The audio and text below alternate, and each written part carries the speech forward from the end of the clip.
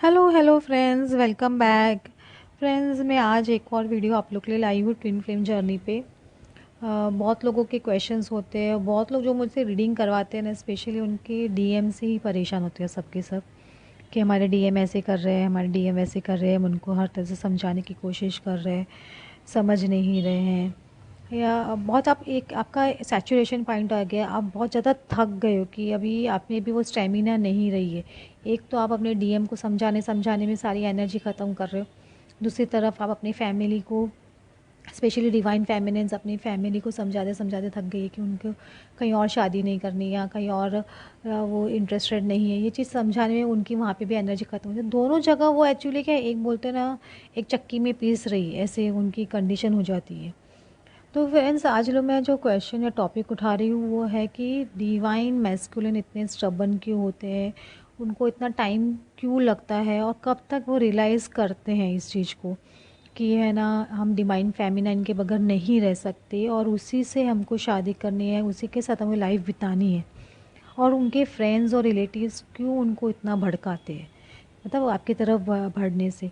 तो ये चीज़ मैंने बहुत कॉमन देखी है। मेजॉरिटी ऑफ केसेस में कोई ना कोई उनका विलन खड़ा है या कोई ना कोई उनका कार्मिक का रोल प्ले कर रहा है। एक्चुअली ये एक रोल, कार्मिक रोल उनको दे दिया गया है बेसिकली, जो उनके फ्रेंड्स है या रिलेटिव्स है। तो उनकी ये उनकी वजह से, ये क्या वो बोल सकते हो कि उनकी वजह से एक उनका एक बोलते हैं ना निमित्त बन गए।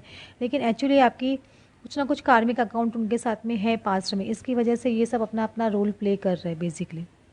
ये चीज़ आपके पर्सन को समझने में बहुत टाइम लग जाती है, बहुत ज़्यादा। कुछ लोगों में बहुत ज़्यादा देर हो जाती है और कुछ लोगों में पर्सन टाइमली समझ जाते हैं। समझ रहे हो, अगर आपने बहुत ज़्यादा अच्छा इनर वर्क किया है, आपने बहुत मेहनत की अपने आप पे, तो आपने अपने कार्मिक अकाउंट सारे क्लियर कर लिए, एंसेस्टर कर्मा क्लियर कर लिए, तो वहाँ उस पर्सन की आंखें भी जल्दी खुलती है, ये याद रखिए।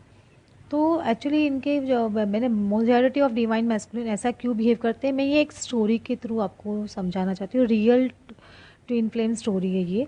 वो अभी भी वो पर्सन है यूट्यूब पे, मैं उनका नाम आपको बताऊंगी, पता नहीं मुझे बताना चाहिए कि नहीं चाहिए, लेकिन वो एक lesbian same sex couple pair है। तो मैं उनकी स्टोरी आप लोगों को बताना चाहूँगी। बहुत ज़्यादा लंबे, मैंने शॉर्टकट में सुनाना चाहती हूँ। ये पर्सन को मैं बहुत काफ़ी टाइम से जानती हूँ।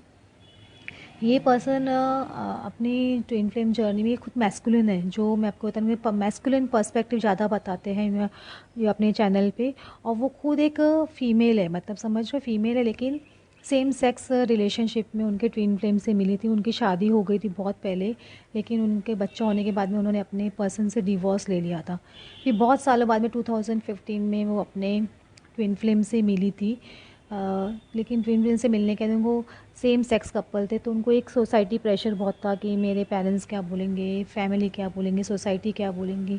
तो उनसे उनको लव तो हो गया, दोनों ने एक्सप्रेस भी कर दिया, लेकिन कहीं ना कहीं ये मैस्कुलिन भागने लग गई वहाँ से, मतलब समझो भाग रहे थे उनसे कि नहीं, मुझे इनको कमिटमेंट नहीं देना है, ये नहीं करना है। कब कितनी बार ऐसा हुआ कि दोनों के बीच में उन्होंने सीक्रेट मैरिज भी कर ली, लेकिन उनके भाई भाभी ने, जो मैस्कुलिन के, उन्होंने उनको बहुत ज़्यादा भड़का दिया वो फेमिनिन के अगेंस्ट में, वो ऐसी है, ये है, वो है।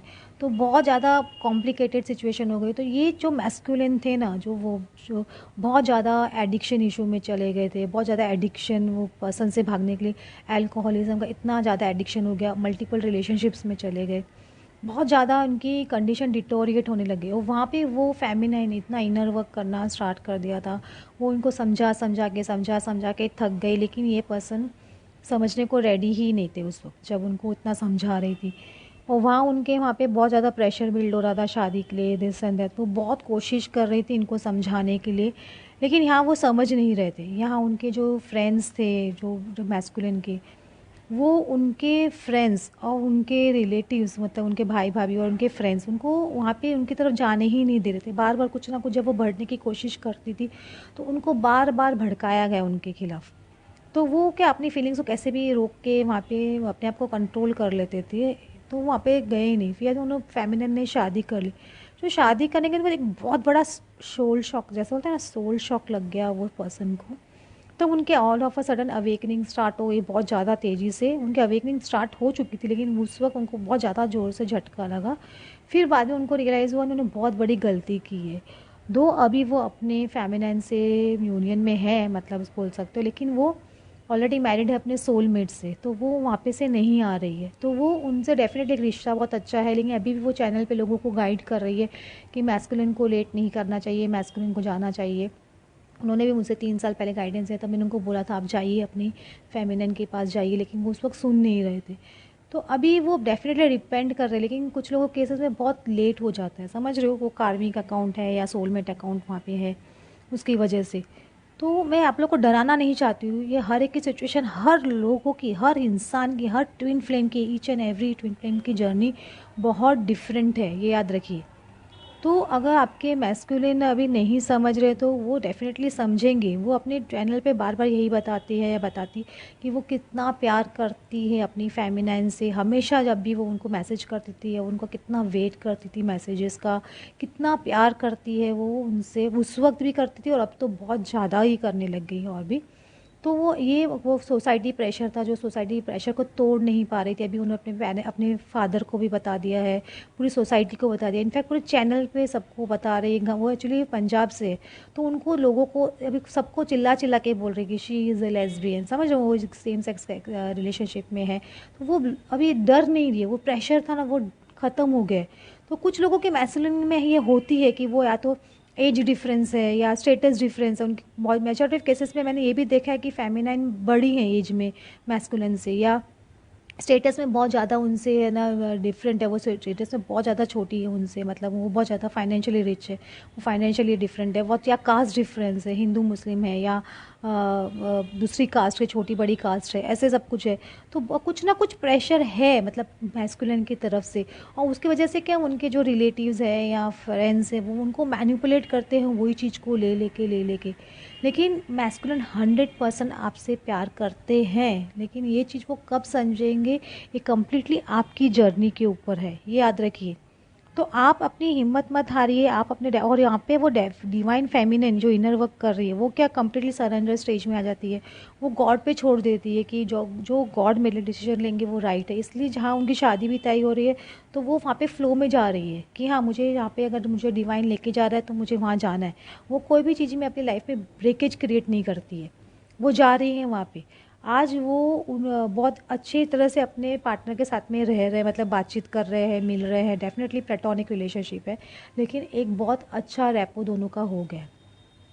तो डेफिनेटली आप सबकी अलग अलग जानी, शायद इनका एक सेम सेक्स कपल रिलेशनशिप था इसकी वजह से ऐसे हो सकता है, लेकिन ज़रूरी नहीं है कि सबका ऐसा ही हो, समझ रहे हो। जो लोग मैरिड है, अनमैरिड है, या जो जिनकी जैसी सिचुएशन है उनका डेफिनेटली यूनियन होता है यहाँ पे, अगर मैस्कुलिन टाइमली एक्शन लेते हैं तो। और वो लेते हैं, मेजॉरिटी ऑफ केसेस में केस लेते हैं। ये जो मैं आपको केस बता रही हूँ ये 1% केस ऐसे होते हैं, 1 या 2% केसेस उनमें ज़्यादा होते हैं, बाकी मेजॉरिटी ऑफ केसेस में डिवाइन मैस्कुलिन लेते हैं एक्शन और मैरिज भी होती है और परमानेंट यूनियन में भी आते हैं, ये याद रखिएगा।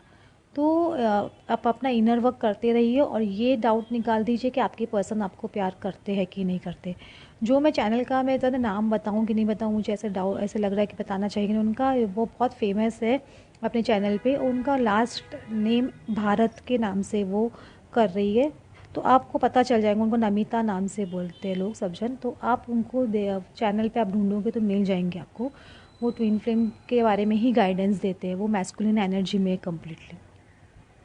तो उनका उनका मैंने एग्जांपल लेके आप लोगों को बताने की कोशिश की कि आप जिन लोगों को बार बार डाउट आता है कि हमारे मैस्कुलिन हमसे प्यार करते हैं कि नहीं करते, तो कुछ लोगों को आपको जैसे सोल शॉक लगा था आपके पर्सन को, वो सोल शॉक लगना बहुत ज़रूरी है कि वो आपसे कितना प्यार करते हैं, वो कुछ रियलाइजेशन आना बहुत ज़रूरी है। जब वो स्ट्रॉन्ग रियलाइज, उनका क्या डामाडोल होता रहता है मन कि मैं शादी करूं कि नहीं करूं। कितने लोगों के केसेस में ऐसा हो जाता है कि वो ऑलरेडी मैरिड थे, वो मैरिड में डिवोर्स हो चुका है तो वो बिटर हो चुके हैं मैरिज के लिए। कुछ लोगों को कमिटमेंट से डर लगता है, कुछ लोगों को एडिक्शन इशू बहुत है तो उनको लग रहा है कि मैं शादी निभा पाऊंगा कि नहीं निभा पाऊंगा। कुछ लोगों की फैमिली इस तरह की टॉक्सिक, तो उनको लग रहा है कि मेरी फैमिली में ये पर्सन एडजस्ट नहीं हो सकेगा, she is much more deserving, ये फेमिनाइन, तो उसकी वजह से भी नहीं करते। तो बहुत सारे इश्यूज होते हैं डिवाइन मैस्कुलिन के, जब वो सॉल्व हो जाते हैं उनको कम्प्लीटली 100% यकीन हो जाता है कि हाँ यही डिवाइन फेमिनाइन है जो उसके बगैर मैं नहीं रह सकता, तो वो चीज़ रियलाइजेशन आना बहुत ज़रूरी है, उसी को उनका ब्रेक थ्रू बोल सकते हैं, वो स्ट्रॉन्ग अवेकनिंग पॉइंट बोल सकते हैं, समझ रहे हो। क्योंकि आपको तो अवेकनिंग पहले दिन से हो जाती है कि ये पर्सन के बगैर मैं नहीं रह सकता हूँ या रह सकती हूँ, तो आप कंटिन्यूस उनको चेज़ करते रहते हो, चेज़ करते रहते हो।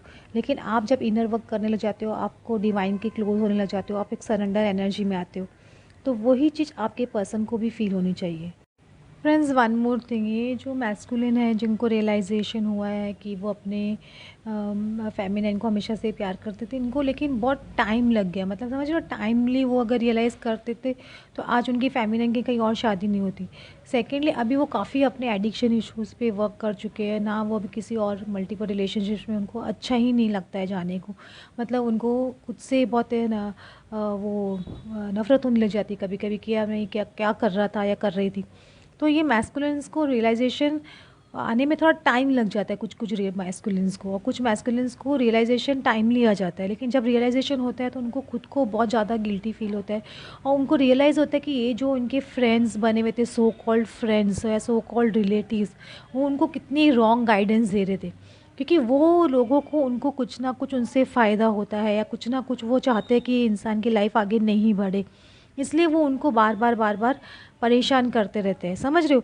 तो ये आपको आपके मैस्कुलिन को समझने की ज़रूरत है, कि उनको देखने की ज़रूरत है कि मुझे कौन रिलेटिव राइट है मेरे लिए, क्योंकि अगर यही बात फेमिनिन उनको कंटिन्यूस बोलेंगी भी ना तो भी उनको यकीन नहीं होगा, क्योंकि उनकी आंखों पे वो चश्मा वो उन्होंने रिलेटिव ने या फ्रेंड्स ने या पेरेंट्स ने इतनी बुरी तरह से लगा दिया है कि वो चश्मे को उतार नहीं पाते हैं, समझ रहे हो। उनका हार्ट तो बार बार सोल उनको आपकी तरफ खींचता है, लेकिन ये 3D माया ने उनके जो ये कार्मिक्स हैं उनके माया उनको बहुत जकड़ के रखते हैं, और जब वो टूटता है तो वो सबसे ज़्यादा खुद बहुत ज़्यादा गिल्टी फील वो ही करते हैं, ये याद रखिएगा।